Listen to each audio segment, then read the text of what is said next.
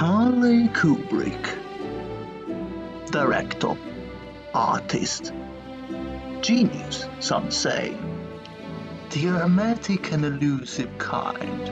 His works continue to amaze all the new viewers, but many mysteries lie in those frames.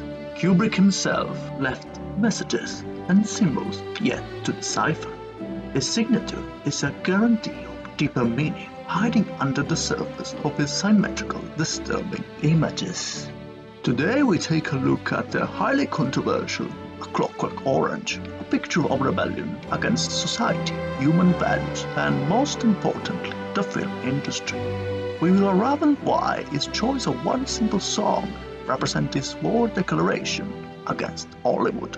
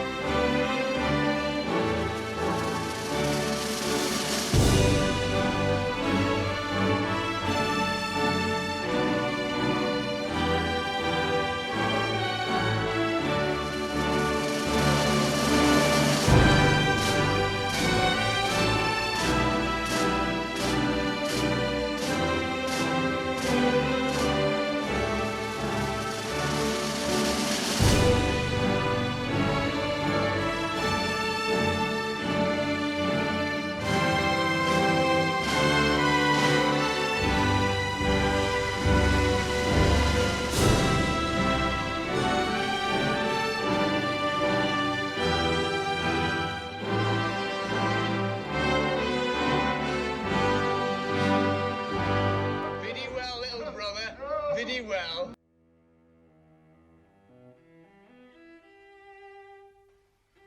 When our fellow droogs arrive at the futuristic villa of Mr. Alexander, we all remember what is going to happen. A home sign welcomes the young vandals. Not just a house, but a home. A place for everybody.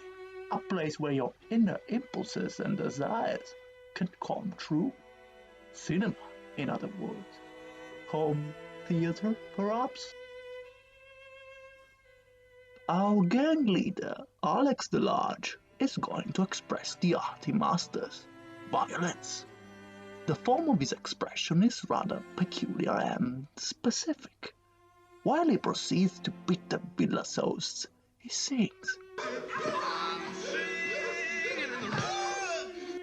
But that's not only singing. That's mockery. Kubrick is addressing directly an old enemy, an old system. He makes Alex sing a song that represents joy, freedom, love, beauty, authenticity, and which surpasses and brings to shame the original. Singing in the Rain wasn't chosen randomly. As a first obvious proof, it is used 3 times in A Clockwork Orange, and it's part of its narrative. It's what reveals Alex's identity in the end. It's even in the final credits. But why we say A Clockwork Orange version is more authentic? Because if Singing in the Rain tells the story of an industry that is changing from the phony muteness to the magic of sound, it does so through deception and blinding lights. As Professor Emeritus Stephen Cohen pointed out, how can anyone tap dance in the rain unless the taps are post-recorded?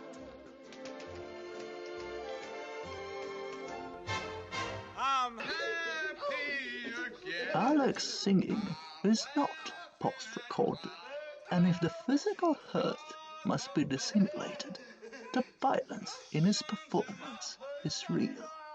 Stanley Kubrick made sure of that. And of course, Singing in the Rain could only have been performed during a rape scene, because Kubrick wants to attack what Hollywood represents. As famously pointed out by Laura Mulvey and many other scholars after her, classical Hollywood is a bad enterprise, a mad dreamland. pictures were constructed as the perpetuation of an asymmetrical gender dualism. To quote Professor Cohen, whereas Hollywood films typically associate masculinity with seeing in command of an active, voyeuristic look, they just as typically represent femininity as lacking and passive. Put on exhibition and looked at, the female figure is either made an enigma to be investigated, redeemed, or punished. Singin' in the Rain is not different in that. Kubrick makes it rather explicit. No subtlety is shown, no pity. Singin' in the Rain shows all the misogynism of Hollywood's system.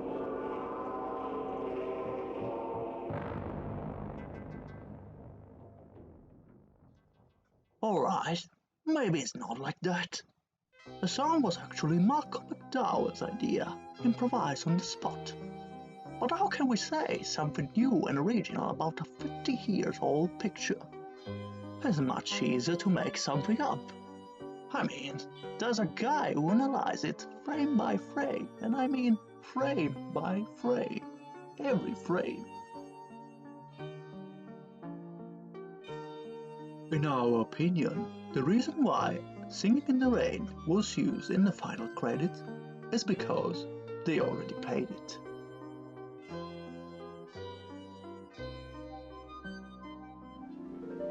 I'm singing in the rain, just singing in the rain. What a glorious feeling, I'm happy again.